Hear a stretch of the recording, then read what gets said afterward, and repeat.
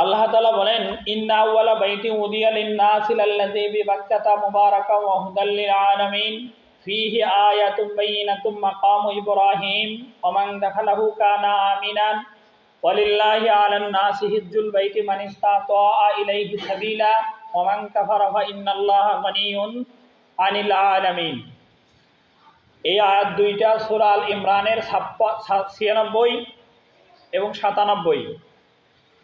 আল্লাহ তাআলা সূরা আল ইমরানের 96 এবং 97 নম্বর আয়াতে বলেন, ইন্না আউওয়ালা বাইতিন উদিয়া লিন-নাস। ইন্না মানে নিশ্চয়, আউওয়ালা মানে প্রথম, বাইতিন মানে ঘর। ইন্না আউওয়ালা বাইতিন নিশ্চয় প্রথম ঘর, উদিয়া লিন-নাস যে ঘরটা নির্মাণ করা হয়েছে মানুষের জন্য। সেই ঘরটা কোথায়? লাল্লাযী বিবাক্কাতা, যেই ঘরটা মক্কায় অবস্থিত, এবং সেটা মুবারাকান একটা বরকতময় ঘর। এরপরে ওয়া হুদাল লিল আলামিন, এবং এই ঘরে সাথে সংশ্লিষ্ট কাজের মাধ্যমে মানুষ আল্লাহর পক্ষ থেকে হেদায়েত পায়, এবং এই ঘরের মাধ্যমেই আল্লাহ তাআলা সারা দুনিয়ার মানুষদেরকে হেদায়েত দান করেন। এই আয়াতে আল্লাহ তাআলা যে ঘরের কথা বললেন সেই ঘর হলো কাবা ঘর। সূরা আল ইমরানের 96 নম্বর আয়াতে আল্লাহ তাআলা যে ঘরের কথা বলেছেন সেই ঘর হলো কাবা ঘর। কাবা ঘর হলো দুনিয়ার জমিনে আল্লাহ তাআলার পক্ষ থেকে সর্বপ্রথম নির্মিত ঘর। দুনিয়াতে যখন কোনো ঘর ছিল না, তখন আল্লাহ তাআলার পক্ষ থেকে দুনিয়াবাসীর জন্য আল্লাহ তাআলার পক্ষ থেকে যে নির্মাণ করা ঘর, সেই ঘর হলো কাবা ঘর। সেই কথা আল্লাহ তাআলা বলছেন, ইন্না আউওয়ালা বাইতিন উদিয়া লিন-নাস লাল্লাযী বিবাক্কাতা মুবারাকান ওয়া হুদাল লিল আলামিন। আল্লাহ তাআলা মানুষের জন্য প্রথম একটি ঘর নির্মাণ করেছেন, যেই ঘর মক্কায় অবস্থিত এবং যা বিশ্ববাসীর জন্য হেদায়েত। এরপরে আল্লাহ রাব্বুল আলামিন আবার 97 নম্বর আয়াতে এই হজের ফরজিয়াতের কথা আল্লাহ তাআলা বলছেন। আল্লাহ তাআলা সূরা আল ইমরানের 97 নম্বর আয়াতে হজের ফরজিয়াতের কথা বলেন এভাবে, ফীহি আয়াতুম বাইয়িনাতুম মাকামু ইব্রাহিম। কাবা শরীফের বাইতুল্লাহ বা কাবা শরীফে আল্লাহ তাআলার অসংখ্য নিদর্শন আছে। অনেকগুলো নিদর্শনের মধ্যে একটা নিদর্শন হলো মাকামে ইব্রাহিম, যেই ইব্রাহিম আলাইহিস সালাম যেই পাথরের উপরে দাঁড়িয়ে কাবা শরীফ নির্মাণ করেছিলেন, এটা। এরপরে আল্লাহ তাআলা বলছেন, ওমান দাখালাহু কানা আমিনা। যে ব্যক্তি যত বড়ই অপরাধী হোক, অপরাধ করার পরে যদি কাবা শরীফের ঘরের ভেতরে প্রবেশ করে, তাহলে ওই লোকটার নিরাপদ। এটার উপরে নির্ভর করে বর্তমানেও সৌদি আরবে যত বড় অপরাধেই কেউ করুক, সে যদি মসজিদে হারামের ভিতরে প্রবেশ করে, যতক্ষণ পর্যন্ত সে বের হয় না ততক্ষণ পর্যন্ত তাকে গ্রেফতার করা হয় না। তবে মসজিদ থেকে যেন অপরাধীটা বের হয়, এর জন্য কিছু কৌশল অবলম্বন করে। যেমন তাকে খাবার বাইরে থেকে দেওয়া হয় না, সে না খেয়ে কতক্ষণ থাকবে। প্রয়োজনে রাষ্ট্রীয়ভাবে সৌদি আরবে পুলিশ ব্যবস্থা থাকে, যাতে করে অপরাধী মসজিদ থেকে বের হতে না পারে। তবে মসজিদের ভিতরে যতক্ষণ থাকে, মসজিদের সম্মানার্থে, এই আয়াতের সম্মানার্থে এই অপরাধীকে সৌদি সরকার ধরে না, গ্রেফতার করে না। সে মসজিদের ভিতরে যতক্ষণ পারে থাকুক। আল্লাহ তাআলা সেই কথাই বলছেন, ওমান দাখালাহু, যে ব্যক্তি প্রবেশ করলো, ওমান দাখালাহু, যে ব্যক্তি মসজিদে প্রবেশ করলো, কানা আমিনান, ওই লোকটা নিরাপদ হয়ে গেল, নিরাপত্তার ভিতরে থাকলো। এরপরে আল্লাহ তাআলা বললেন, ওয়ালিল্লাহি আলান নাসি হিজ্জুল বাইতি মান ইসতাতা ইলাইহি সাবিলা। যার সামর্থ্য আছে ওই ঘরে পৌঁছার মতো, তার মানে হজ করতে যাওয়ার উপযোগী সামর্থ্য আল্লাহ তাআলা তাকে দিয়েছেন, এই লোকটার উপরে আল্লাহ তাআলা কাবা ঘরে গিয়ে হজ করা ফরজ করে দিয়েছেন। এরপরে আল্লাহ তাআলা বলেন, ওমান কাফারা, ফরজ হওয়ার পরেও যদি কোনো ব্যক্তি হজ ফরজ আদায় না করে, এই লোককে আল্লাহ তাআলা বলছেন যে ফাইন্নাল্লাহা গানিয়্যুন আনিল আলামিন। আল্লাহ তাআলা হলেন ধনী, সারা দুনিয়ার সকল কিছুর ঊর্ধ্বে আল্লাহ তাআলা ধনী। যে কাবা ঘরে এসে হজ আদায় করা মানুষদের জন্য ফরজ। কোনো ফরজ যদি এই না আদায় করে, যে আল্লাহ তাআলার খুব যে ক্ষতি হবে, ব্যাপারটা এমন না। বরং লোকটা ফরজ হজ আদায় না করার কারণে, ফরজ হওয়ার পরে যদি সে আদায় না করে, এর কারণে লোকটার নিজের ক্ষতি হবে, আল্লাহ তাআলার কোনো ক্ষতি নেই। আল্লাহ তাআলা এটাই বোঝাচ্ছেন। এরপরে এখানে ধারাবাহিকভাবে হজের প্রাথমিক কিছু কথা বলা আছে। এই আয়াত দিয়ে যেহেতু হজ ফরজ, এই আয়াতটা নাজিল হয় হিজরি ৬ষ্ঠ হিজরিতে।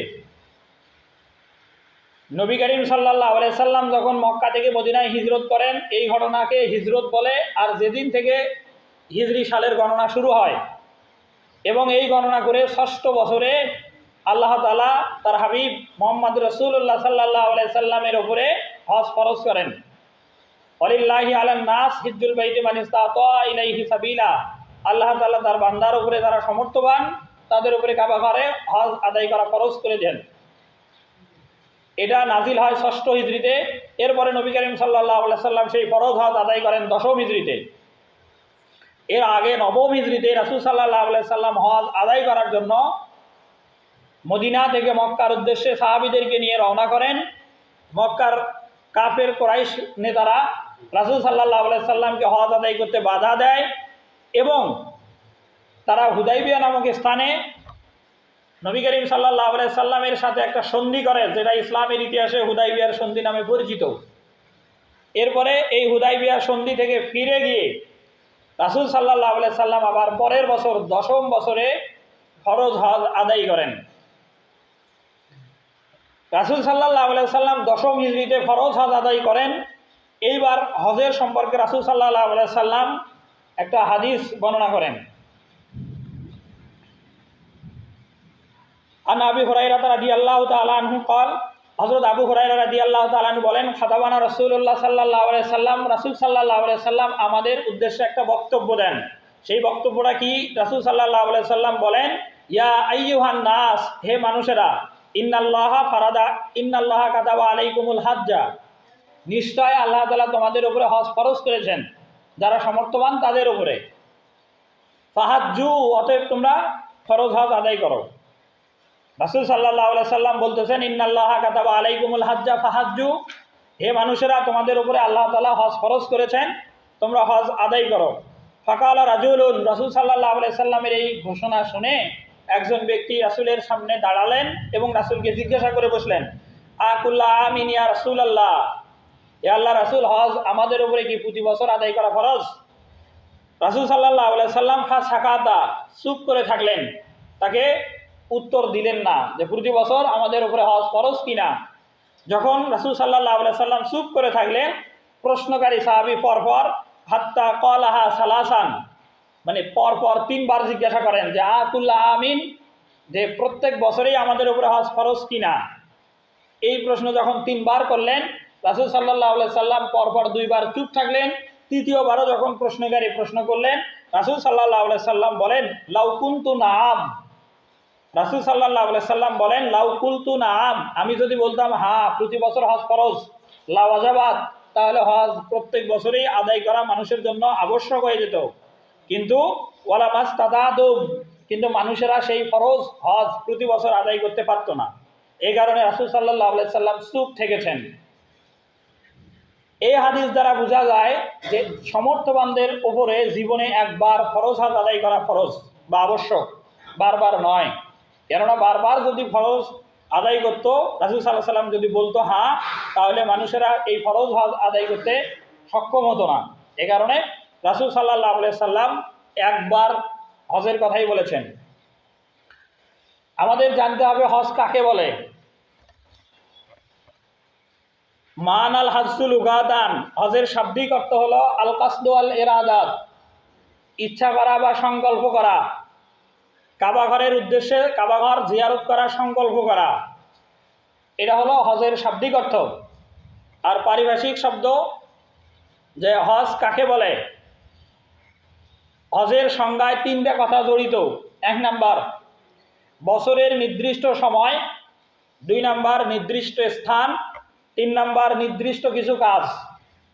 3টা কথা একসাথে জোড়া দিলে যেটা হবে, বছরের নির্দিষ্ট সময়ে নির্দিষ্ট স্থানে গিয়ে নির্দিষ্ট কিছু কাজ করাকে হজ বলে।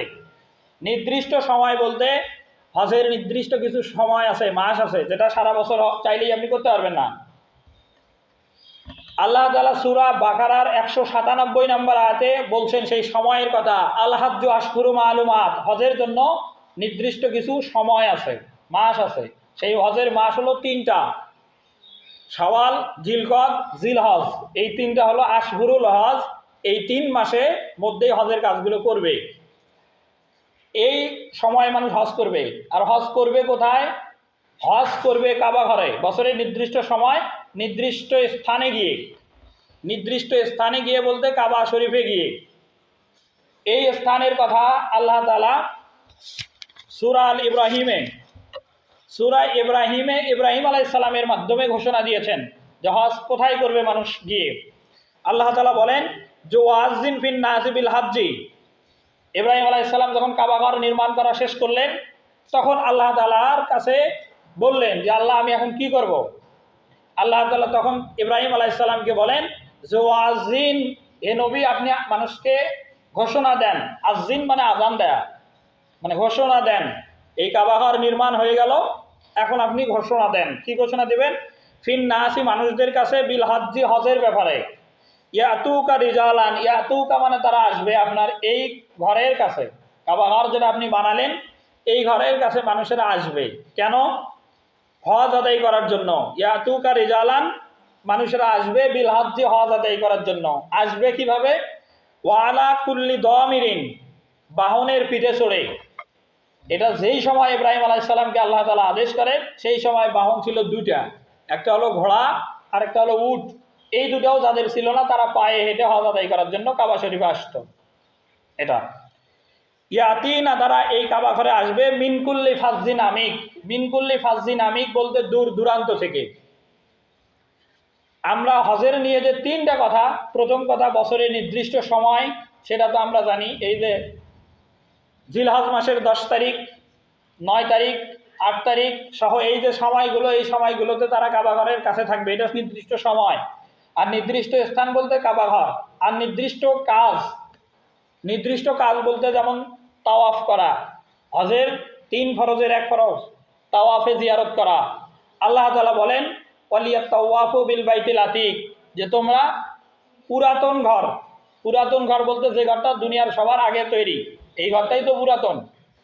আর আল্লাহ তাআলা সেই কথাই বলছেন ওয়ালিয়াত তাওয়াফু, তোমরা সবাই তাওয়াফ করবে বিল বাইতিল আতিক, যেটা পুরাতন ঘর, কাবা ঘরকে তোমরা তাওয়াফ করবে। এই তাওয়াফ করা হজের 3 ফরজের 1 ফরজ। 2 নম্বর হজের ফরজ হলো ইহরাম বাঁধা, হজের জন্য সংকল্প হওয়া। 3 নম্বর ফরজ হলো আরাফার ময়দানে অবস্থান করা।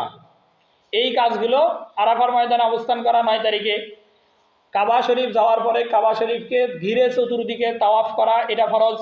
আর হাজিরা যখন নির্দিষ্ট মিকাত অতিক্রম করে, এখানেই তো তারা ইহরাম বাঁধে। ইহরাম তো প্লেনে যখন চড়ে তখনই তারা বাঁধে। এই যে কাজগুলো, বছরের নির্দিষ্ট সময়ে নির্দিষ্ট স্থানে গিয়ে নির্দিষ্ট কিছু কাজ করা, সংকল্প হওয়াকে আরবিতে হজ বলে। এই নির্দিষ্ট সময় বাদ দিয়ে যদি অন্য সময় আপনি চান, তাহলে ফরজ হজ আদায় হবে না, ওমরা হবে। ওমরা আলাদা জিনিস, হজ আলাদা জিনিস। ওমরা আলাদা জিনিস, হজ আলাদা জিনিস। ওমরা আর হজ এক না, সামনে পাওয়া যাবে কথা।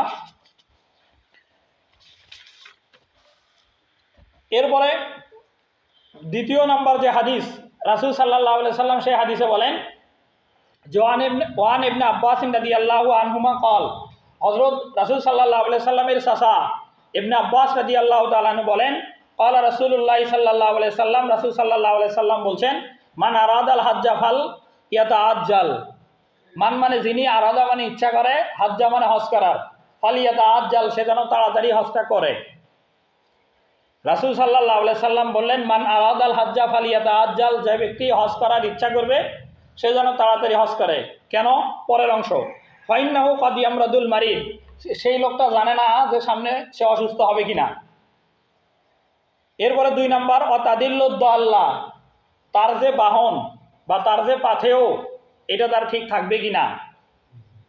তার যে বাহন, তার যে পাথেয়, এটা পরবর্তী সময় দেরি করে হজ করতে গেলে তার এটা ঠিক থাকবে কিনা, এটা তো লোকটা জানে না। তারপরে ওয়াদারিদুল হাজাত, তার নতুন কোনো প্রয়োজন তৈরি হতে পারে কিনা, এটা তো লোকটা জানে না। যেমন এই হাদিসটা একদম হুবহু মেলে 3 শ্রেণীর মানুষের ক্ষেত্রে। 1 নম্বর যারা চাকরিজীবী, এদের একদম ফুলফিল একদম পরিকল্পনাই থাকে 80% চাকরিজীবীর, যে চাকরি শেষ হবে তারপর হজে যাব।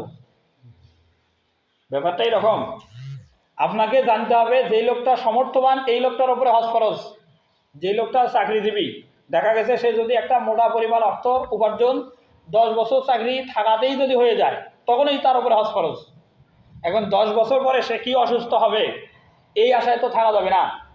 এই কারণে বুদ্ধিমানের কাজ হলো যখনই হজটা ফরজ হবে তখনই লোকটা যেন হজ করতে যায়।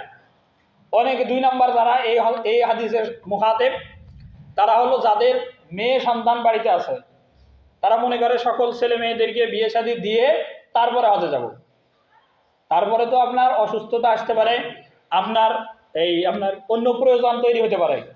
আর যেহেতু হজের আয়াতটা ইব্রাহিম আলাইহিস সালামের মাধ্যমে, সেটাতে বাহন বলা আছে ওয়ালা কুল্লি দামিরিন, উট বা ঘোড়া। এই উট ঘোড়া আপনার সেই সময় নাও থাকতে পারে। বর্তমানে যে প্লেন, এই যে মাঝে মাঝে আপনাদের মনে থাকার কথা, করোনা ভাইরাসের সময় হজের প্লেন বন্ধ ছিল।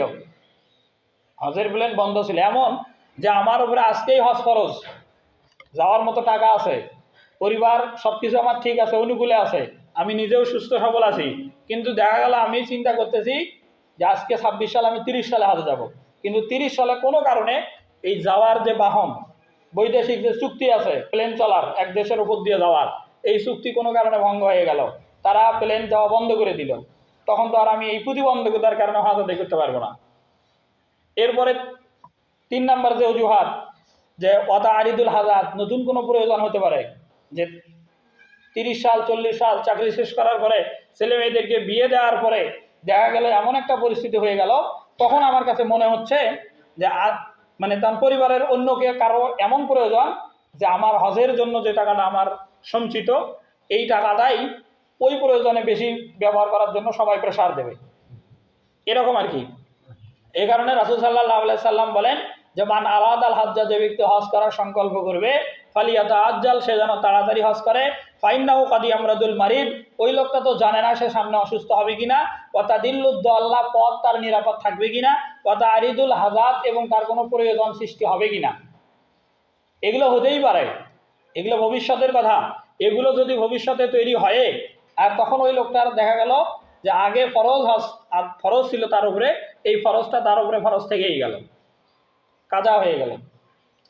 এরপরে হজের সওয়াবের কথা, পরের হাদিস, রাসূল সাল্লাল্লাহু আলাইহি সাল্লাম বলেন যে আন আবি হুরায়রা রাদিয়াল্লাহু তাআলা আনহু আন্না রাসূলুল্লাহ সাল্লাল্লাহু আলাইহি ওয়াসাল্লাম ক্বাল আল উমরাতু ইলাল উমরাতি কাফফারাতুল লিমা বাইনাহুমা ওয়াল হজ্জুল মাবরুরু লাইসা লাহুল জাযাউ ইল্লাল জান্নাত। এই হাদিসে 2টা কথা বলা আছে। আন আবি হুরায়রা রাদিয়াল্লাহু তাআলা আনহু আন্না রাসূলুল্লাহ সাল্লাল্লাহু আলাইহি সাল্লাম ক্বাল, হযরত আবু হুরায়রা রাদিয়াল্লাহু তাআলা আনহু বলেন রাসূল সাল্লাল্লাহু আলাইহি সাল্লাম বলছেন 2টা কথা। প্রথম কথা, আল উমরাতু ইলাল উমরা, এক উমরা করার পরে ব্যক্তি যদি আবার দ্বিতীয়বার উমরাতে যায়, এই প্রথম উমরা করার পরে দ্বিতীয় উমরাতে গেল, আর মাঝখানে যে সগীরা গুনাহগুলো থাকে, আল্লাহ এই উমরা করার কারণে এই উমরাকারীর জীবনের সগীরা গুনাহগুলোকে আল্লাহ মাফ করে দেয়। 2 নাম্বার, অল হজ্জুল মাবরুরু, যে হজ আল্লাহ কবুল করে এই হজকে হজে মাবরুর বলে। যেই হজ আল্লাহ কবুল করে এই হজকে হজে মাবরুর বলে। আল্লাহ রাসূল সাল্লাল্লাহু আলাইহি সাল্লাম বলেন যে অল হজ্জুল মাবরুরু, কবুল হজের প্রতিদান আল্লাহর কাছে, লাইসা লাহুল জাযাউ ইল্লাল জান্নাত, কবুল হজের প্রতিদান আল্লাহর কাছে জান্নাত। মানে কারো হজ যদি আল্লাহ কবুল করে, ওই লোকটার জন্য জান্নাত বাধ্যতামূলক, আল্লাহ তাআলা তাকে জান্নাতে প্রবেশ করাবেন। এরপরে রাসূল সাল্লাল্লাহু আলাইহি সাল্লাম পরে আরেকটা হাদিসে বলেন, সেই হাদিসটা আরো গুরুত্বপূর্ণ যাদের উপরে হজ ফরজ তাদের জন্য।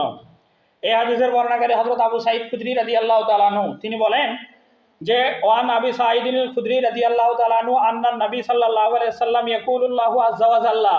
এই হাদিসটা হাদিসে কুদসি, যে হাদিসের কথা মূল হলো আল্লাহর, কিন্তু বলছেন নবী, কোরআনের আয়াত নয়, এমন হাদিসকে হাদিসে কুদসি বলে।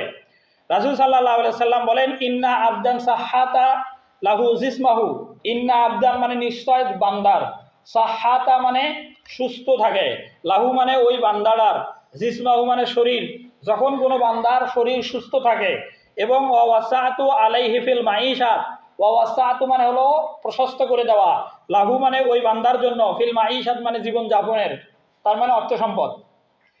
আল্লাহ তার শারীরিকভাবে সুস্থ রাখছেন, এরপরে তার সম্পদ আল্লাহ তাআলা প্রসারিত করে দিয়েছেন। এরপরে তামদি আলাইহি খামসাতু আওয়াম, এই শরীর সুস্থ থাকা অবস্থায়, সম্পদ আলা অবস্থায় 5টা বছর অতিক্রম করেছেন। এরপরেও রাসূল সাল্লাল্লাহু আলাইহি সাল্লাম বলেন যে লা ইয়াফিদু ইলাইয়া, হাদিসে কুদসিতে আল্লাহ তাআলা রাসূলের ভাষায় বলেন লা ইয়াফিদু ইলাইয়া, কিন্তু ওই লোকটা হজ করার জন্য কাবা শরীফে আসে নাই। এই লোকটার ব্যাপারে রাসূল সাল্লাল্লাহু আলাইহি সাল্লামের ভাষায় আল্লাহ তাআলা হাদিসে কুদসিতে বলেন জেলি মাহরুম, এই লোকটা চূড়ান্ত হতভাগ্য ব্যক্তি। যেই লোকটাকে আল্লাহ তাআলা স্বাস্থ্য দিক থেকে সুস্থ রাখলেন, অর্থের দিক থেকে সম্পদশালী করলেন, এবং এইভাবে সে 5টা বছর অতিক্রম করলো, এরপরেও সে হজ আদায় করার জন্য কাবা শরীফে আসলো না, এই লোকটা চূড়ান্ত পর্যায়ের হতভাগ্য ব্যক্তি। কেননা এমন যে যখন তার উপরে হজ ফরজ ছিল, হজ একটা শারীরিক এবং আর্থিক ইবাদত। সমগ্র ইবাদতগুলো 3 প্রকার।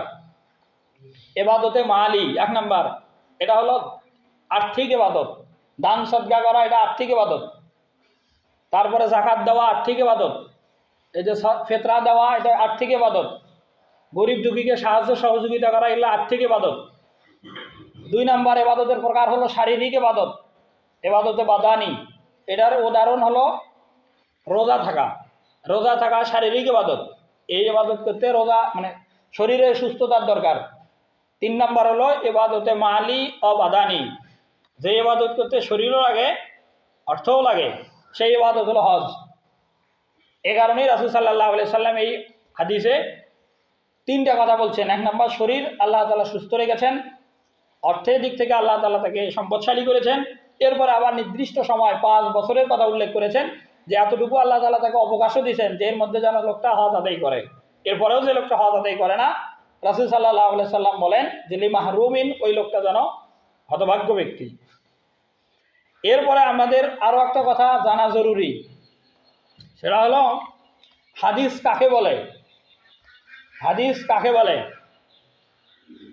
হাদিসের কিছু প্রকার আছে।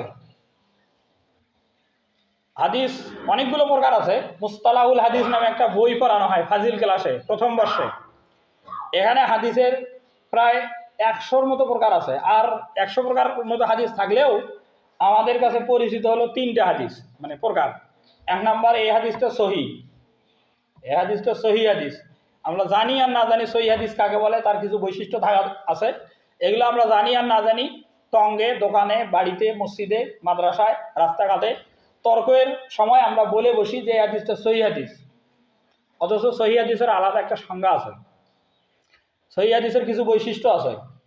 এটা 1 নাম্বার জানি। 2 নাম্বার জানি জয়ীফ হাদিস। জয়ীফ হাদিস কেন হয় হাদিস, এর কিছু কারণ আছে, এগুলো অনেকে জানে না। এরপরে হলো জাল হাদিস। জাল হাদিস কখন হয় একটা হাদিস, এগুলোরও কিছু কারণ আছে। এই 3টা কথা আমরা খুব ভালো জানি। তো হাদিসের প্রকারের অনেকগুলো প্রকারের ভিতরে একটা প্রকার হলো মারফু হাদিস, যে হাদিস সনদ রাসূল সাল্লাল্লাহু আলাইহি সাল্লাম পর্যন্ত পৌঁছেছে সেই হাদিসকে মারফু হাদিস বলে। আর যে হাদিসের সনদ সাহাবী পর্যন্ত পৌঁছেছে সেই হাদিসকে মাওকুফ হাদিস বলে। সে হাদিসের সনদ তাবিঈ পর্যন্ত পৌঁছেছে তাকে মাকতু হাদিস বলে।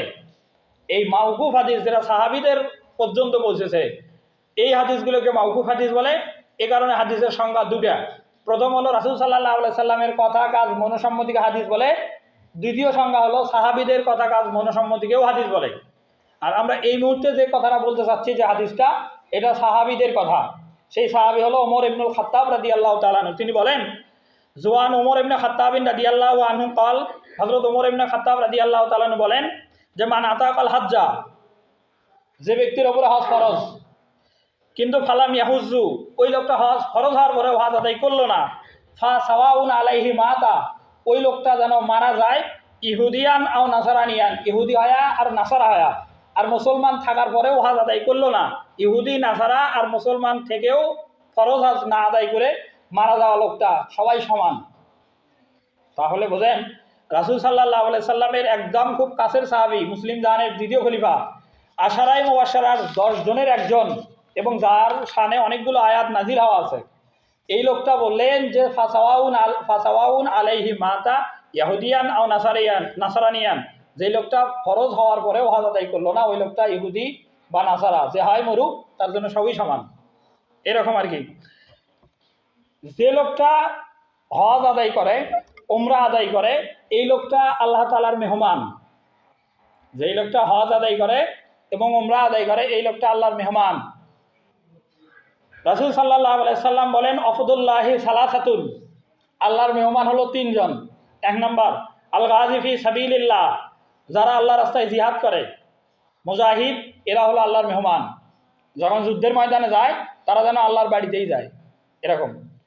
দুই নম্বর ওয়াল হাজ্জি, যারা হজ আদায় করার জন্য কাবা শরীফে যায়, এরা আল্লাহর মেহমান। তিন নম্বর অল মুতামির, যারা উমরা আদায় করার জন্য কাবা শরীফে যায়, এরা আল্লাহর মেহমান। এই তিন শ্রেণীর কথা হাদিসে রাসূল সাল্লাল্লাহু আলাইহি সাল্লাম বলছেন। এখান থেকে আরেকটা কথা এমনিতেই জানার জন্য, মানে আমাদের সমাজের একটা ভুল কথা আছে, সেই জন্য বলছি। এই হাদিসে আল্লাহ রাসূল যাদেরকে আল্লাহর মেহমান বলছেন, এক নম্বর গাজী, যারা যুদ্ধে অংশগ্রহণ করে। দুই নম্বর হাজি। তিন নম্বর উমরা আদায় করার কারণে আলাদা রাসূল একটা নাম দিয়েছেন, সেটা হলো মুতামির। এক নম্বর আল গাজী ফি সাবিলিল্লাহ, যারা আল্লাহ রাস্তায় জিহাদ করে। দুই নম্বর আল হাজ্জু ফি বাইতিল্লাহ, যারা হজ করে কাবা শরীফে। তিন নম্বর আল মুতামির, যারা উমরা আদায় করে। এখানে হাজি বলতে যারা হজ আদায় করে, যারা হজে ফরজ হজে যায়, তাদেরকে সম্বোধন করার ক্ষেত্রে হাজি শব্দটা বলা যাবে। কিন্তু আমরা দেখি গ্রামে গঞ্জে বাজারে বাড়িতে যারা উমরা করে আসে, তারাও নিজেকে হাজি পরিচয় দেয়। গ্রামের লোকেরাও তাদেরকে হাজি সম্বোধন করেই রাখে। যারা উমরা করে তাদের পরিভাষা হাজি নয়, তাদের পরিভাষা মুতামির। এটা না জানার কারণে অনেকে বলে। আল্লাহ তাআলা আমাদেরকে সমর্থবান যারা, তাদেরকে মানে বিলম্ব না করে খুব দ্রুত যখনই হজ ফরজ হয় তখনই আদায় করতে হবে, ব্যাপারটা এরকম। সর্বশেষ একটা মাসআলা শরহে বেকায়া কিতাবে আছে, যারা আলিমে পড়ে বা কওমি মাদ্রাসাত পড়ে, শরহে বেকায়াতে একটা প্রশ্ন আছে যে আলামান ইয়াজিবু আলাল হাজ্জি ও আলামান লা, কাদের উপরে হজ ফরজ, কাদের উপরে ফরজ নয়। এই সামর্থ্যবান থাকলে হজ ফরজ, বালেগের উপরে ফরজ, মস্তিষ্ক ঠিক আছে এমন লোকের উপরে হজ ফরজ। মহিলা থাকলে তার জন্য একজন মুহরিম ব্যক্তির সাথে থাকা যদি সুযোগ থাকে তাহলে ওই লোকটার উপরে হজ ফরজ। যেই লোকটা দৃষ্টি সম্পন্ন বা শারীরিকভাবে সচল, এই লোকটার উপরে হজ ফরজ। পথ নিরাপদ যার আছে তার উপরে হজ ফরজ। কথাগুলো উল্টালে যেগুলো হবে, এগুলো যার নাই তার উপরে হজ ফরজ নয়।